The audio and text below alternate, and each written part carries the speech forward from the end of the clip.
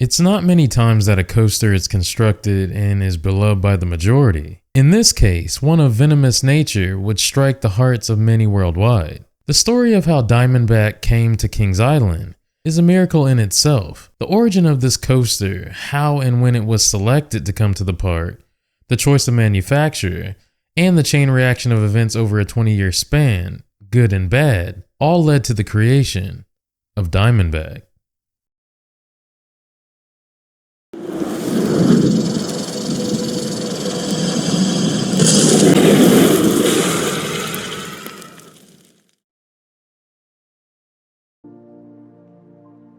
In 1989, Magnum XL200 would come onto the scene, breaking the idea of all capabilities, of how tall and fast that a coaster could be. This would introduce the hypercoaster model to the world. It only takes one strong leader for the masses to follow. After the birth of Aero's Magnum XL200, a streak of hypercoasters would pop up from around the globe between 1989 and 2001. From the likes of B&M, Giovanola, Morgan, and Intamin. But there would be a standstill on the assembly of the hypercoaster model. With the exception of Silver Star at Europa Park in 2002, Thunder Dolphin at Tokyo Dome City in 2003, and Superman El Ultimo Escape that was set to open in 2002, but due to the disputes between the Mexican government and Six Flags that delayed the opening to 2004. Besides those few exceptions, there would be a drastic decline in the hypercoaster model. It wouldn't be until 2006 though, when the first hypercoaster in the southeastern United States would be constructed. Goliath would come to Six Flags Over Georgia, opening on April 1st, 2006, then followed by Goliath at Laron, which is 174 feet, although the Roller Coaster Database, RCDB, classifies this coaster as a hypercoaster. With these two recent hypercoaster additions to the world, this would essentially jumpstart the resurgence of the hypercoaster. As we discussed in the first installment on the rise and fall of Paramount's theme parks, in 2006, Cedar Fair would purchase the Paramount parks for $1.24 billion, taking over ownership of the 5 Paramount-owned parks. In 2007, the hypercoaster Hollywood Dream the Ride, manufactured by B&M, would go to Universal Studios Japan, but it wouldn't be until 2008 when the Cedar Fair Company would receive their first hypercoaster in nearly 2 decades since the creation of the world's first hypercoaster, the Cedar Point, with Magnum XL200. With the majority of the hypercoasters during the resurgence of this coaster model from 2002 to 2007 being constructed by B&M, it would only be fitting for Cedar Fair to bless the majority of their new acquisitions from Paramount with a few over 200-foot hypercoasters. In 2008 as well, Canada's Wonderland would receive the addition of a 230-foot B&M hypercoaster called Behemoth. Carowinds would receive a 232-foot B&M in 2010 called Intimidator. While in that same year of 2010, King's Dominion would receive the addition of a 305-foot Intamin Giga coaster called Intimidator 305. Going back though a couple of years to 2008 again, Kings Island started adding mysterious signs around the park during around the time of the 4th of July. Mysterious signs that would say the likes of Ride Sally Ride and Steep Incline Ahead. It would be announced a little over a month later on August 6, 2008, that Kings Island would be getting their 15th coaster and their tallest and fastest at the time in park history. On that date of August 6, 2008, media personnel, park officials, executives, and selected individuals of the general public who were fortunate enough to attend all gathered around as the speculation had been brewing like wildfire that something big would be coming. But all were unsure of the specs of the ride, the details, the manufacturer, the ride type, location, and very importantly, the name. Vice President and General Manager of Kings Island, Mr. Greg Scheid. Greg?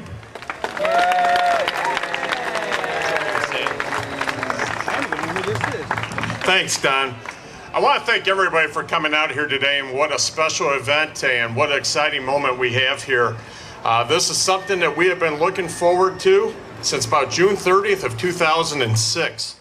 This rings true as what was mentioned that Cedar Fair aimed to give these new acquired parks a safe haven, a home, peace of mind, and blessings as the 5 acquired Paramount parks had been sold 5 times as an overall collective.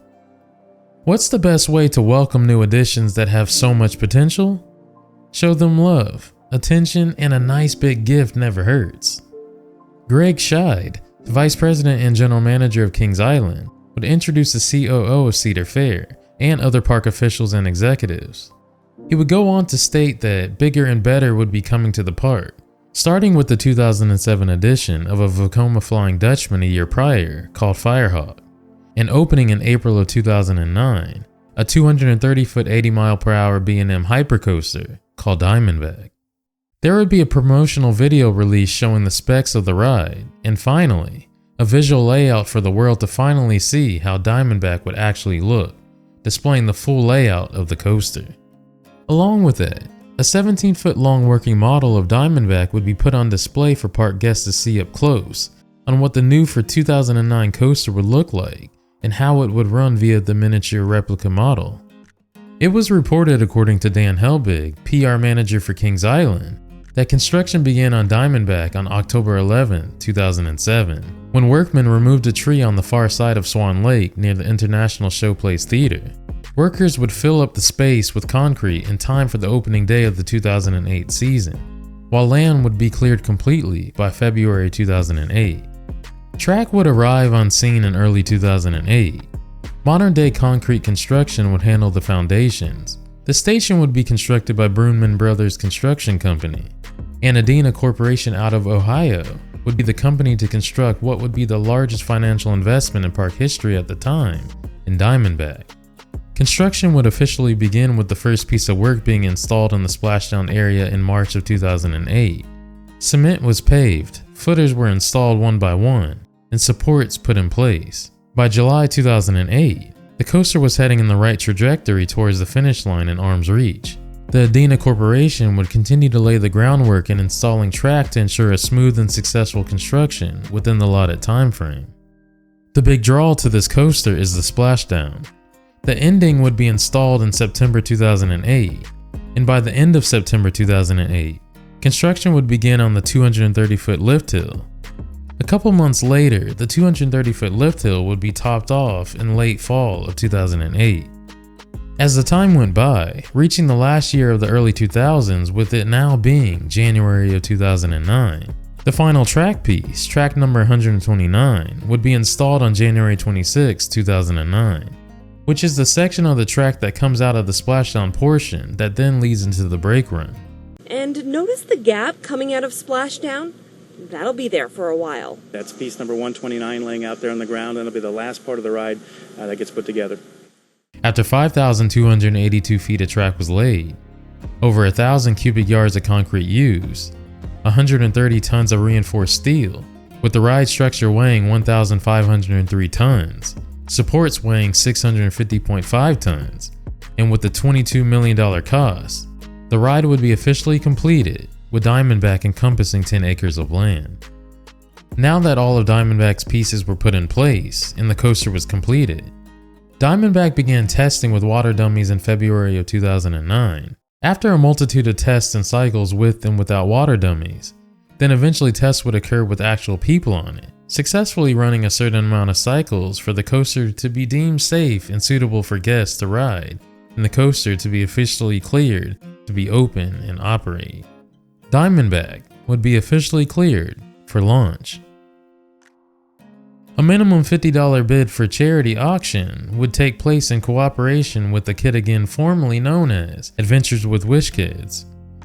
This charity auction for the highest bids would grant selected individuals for the first rides on Diamondback before it would open to the general public. Approximately 96 seats total would be given to the highest bidders, which would equal a total of 3 full trains of 32 guests, ultimately equaling 96 of the highest bidders. Bidding lasted from February 2009 to April 15, 2009, and with the A Kid Again Foundation being a 501c3 not-for-profit, makes the donations tax-deductible for the bidders, as bidding would officially end in time for tax day on April 15, 2009. The 96 winners of the highest bids would be granted access on the first 3 public trains on Diamondback's official opening day. The auction to be the first guest to ride on Diamondback ended up raising $102,000, with $5,000 being the highest bid by Blackhawk Network Holdings, a credit card software company out of Pleasanton, California. The auction was so successful that so much money was raised that they ended up giving the top 256 bidders the first chances to ride on Diamondback on opening day, which now changed it from the first 3 trains to now the first 8 trains reserved for the top 256 bidders.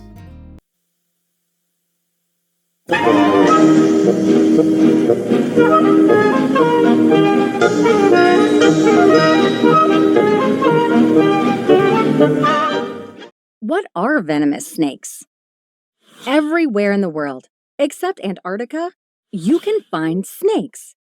There are over 3,000 types of snakes, and scientists are still finding new ones. Snakes are reptiles that have long, thin bodies but no legs. And while most snakes are harmless, some are venomous and quite dangerous.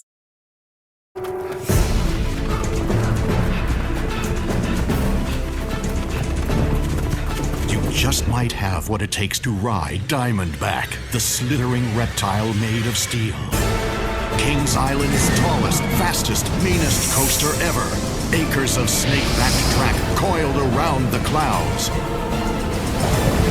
New at Kings Island, Diamondback. Your first ride could be your last. Media and special guests would be invited to ride Diamondback a day earlier on April 17th. But Diamondback would officially open to the general public on April 18, 2009.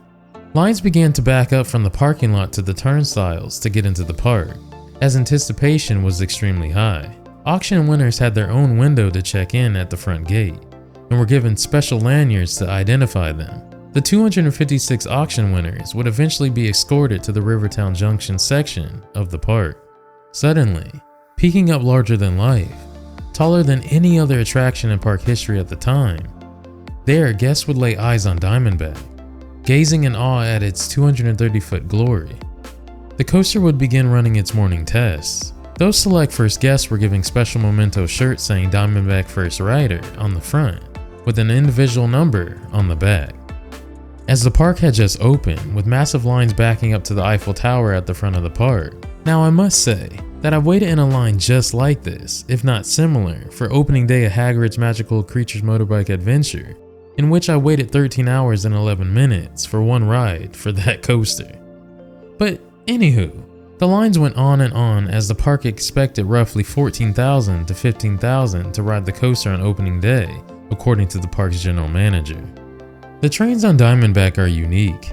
Similar to how Thunderstriker, formerly known as Intimidator at Carowinds, and Behemoth at Canada's Wonderland are. What I mean is, they have open-aired stadium-style unobstructed view seating, where 2 riders will sit close to one another as traditionally so. Then the row behind will sit wider out on the outsides of the seats in front of them, and so on, allowing every rider to see everything. Diamondback has 3 trains with 8 cars with 2 across and 2 rows, and has clamshell lap bar restraints. Diamondback begins with the trek up a 230-foot chain lift hill. The first drop is breathtaking as it drops 215 feet down at a 74-degree angle, then on up its next airtime hill of 193 feet. Following that, after the 193-foot second drop, the coaster banks slightly left, going underneath another portion of Diamondback's track, on up the third 131-foot airtime hill. Once experiencing another third electrifying drop down, riders head on up and face a massive horseshoe turn being whipped around. The coaster then races up another 129-foot hill, then races down a huge helix turn on up to a block break. So a block break is just watch El Toro Ryan's problematic coaster videos for more in-depth explanation on those. But the coaster then drops and zooms up a 110-foot camelback hill, then right into a smaller 106-foot hill. The coaster drops, then turns right, levels out, then drops into the big finale of a huge splashdown to end the coaster experience, right into the final brake run, rolling back into the station. Riders experience the thrill of 4.2 G-forces at a top speed of 80 miles per hour. As Diamondback changed the landscape of Kings Island and had already begun showing its impact on the coaster community, everything was going well for Kings Island, until it wasn't. Secrets concerning the son of Beast. I mean, you hate to think it might have happened, but did Kings Island hide the truth about the roller coaster's safety? Well, an engineer who inspected the ride says yes, and he's now telling his story tonight. News says John London is live with the new twist in the Son of Beast saga. John? Well, Cherie, heavy criticism from the state's lead investigator about what he calls piecemeal repairs to the Son of Beast, and it certainly adds to the lingering question about whether the ride will reopen next year or ever. On May 31st, 2009, a month and a half after Diamondback's grand debut, Son of Beast would have yet another incident again. In fact, this would be Son of Beast's fifth major injury incident in its short-lived tenure. A woman would embark on what she believed would be a fun day at Kings Island and an epic voyage on Son of Beast. During her ride, she burst a blood vessel in her brain, which required her to be admitted to an intensive care unit. The guests wouldn't report the injury though for an additional 16 days, causing massive confusion to Kings Island as to why there would be a delay in reporting the injury, and that skepticism arose on if this injury even occurred at the park when it could have occurred any other way during that 16-day window. Kings Island spokesperson Don Helbig expressed the park's concern due to the park checking the first aid records, and there not being any record of her coming to get checked out and expressing any issues with pain and discomfort. The park spokesman would continue on to state that due to Kings Island taking every comment seriously, and that they are proactive, they voluntarily closed Son of Beast for maintenance but cannot address reports of an investigation. Son of Beast would be closed until further notice. As far as the new for 2009 smash hit with Diamondback, the coaster was very well received amongst coaster enthusiasts, thrill seekers, and general park goers alike, as this coaster would bring a massive attendance spike to Kings Island. Diamondback was also very well received amongst the theme park industry as a whole. This coaster would make the ranking of the 2009 Amusement Today's Golden Ticket Award Top 50 Steel Roller Coaster list, debuting in the top 10, ranking number 7. Which in that same year and via the same publication, Diamondback would finish in second place for the best new ride for 2009 for amusement parks, finishing behind Prowler at Worlds of Fun, that finished with the high of 35% of the votes, and Diamondback, aforementioned, finishing in second place with 30% of the votes. And Diamondback would also win the award for the best new attraction for the year of 2009 from the National Amusement Park Historical Association. The tallest wooden roller coaster in the world was brought down to the ground today. 3 years later, after Son of Beast last operated in 2009, Son of Beast would officially be demolished in 2012, ending the reign of the tallest wooden coaster in the world and Kings Island's former superstar. The lawsuit causing the final incident on Son of Beast was settled out of court a year prior, in 2011. The time of death for Son of Beast was officially declared with the backdate of 2009. As the final nail in the coffin for Son of Beast was issued, and the coaster would officially be taken off 3-year life support and laid to rest in 2012. 2 years later though, in 2014, as the torch was passed to Diamondback, the coaster continued to thrive, making a splash, down, entertaining and wowing riders. Diamondback would finally crest the top 5 of the 2014 Amusement Today's Golden Ticket Award Top 50 Steel Roller Coaster list, ranking its highest placing at number 4. Diamondback would be exactly what Kings Island needed, the perfect gift from Cedar Fair after Kings Island was sold 5 times since its inception, and lastly was acquired from the hands of Paramount. Diamondback would pay off tenfold and would be a huge plus for the community and Kings Island in general. Kings Island would later follow the hype trend of the success that coasters in the past brought to the park from the likes of the Beast, Son of Beast, and Diamondback. In the same state of Ohio, the first ever hypercoaster debuted on the scene at Cedar Point. As we've learned, Kings Island would eventually follow suit with a hypercoaster of their own with Diamondback. Cedar Point in the year 2000 would get the world's first ever Giga coaster called Millennium Force that has a max height of 310 feet. And well, 20 years later after the grand debut of the world's first ever Giga coaster, Millennium Force, Kings Island would get a Giga coaster of their own in 2020 named Orion, with a max height of 287 feet, but makes it a Giga coaster due to its 300-foot drop. Diamondback, the 230-foot B&M hypercoaster, is beloved by many. It has become a fan favorite with a cult-like following, often deemed as many enthusiasts' favorite hypercoaster, often praising the airtime moments and the spectacle of a spectacular splash from the splashdown. Once again, Diamondback came to Kings Island as a gift from Cedar Fair, to let them know that they care and the future is bright within their new home. As Kings Island would shed skin on Son of Beast, and his reign would come to a sad end, Kings Island brought new life to the park, ensuring that park goers would find enjoyment, thrills, and a world-class experience. But always remember, when you hear that B&M roar from the coaster, that's the sound of the rattle from Diamondback. When it comes to Diamondback as a coaster, look at it as an actual Diamondback snake. The rattle from a Diamondback snake is a courtesy, not a threat, meaning you are warned before it strikes. And if you are timid in line to experience the smoothness of Diamondback at Kings Island, listen to the rattle, as this is your warning that a thrilling airtime experience is about to strike.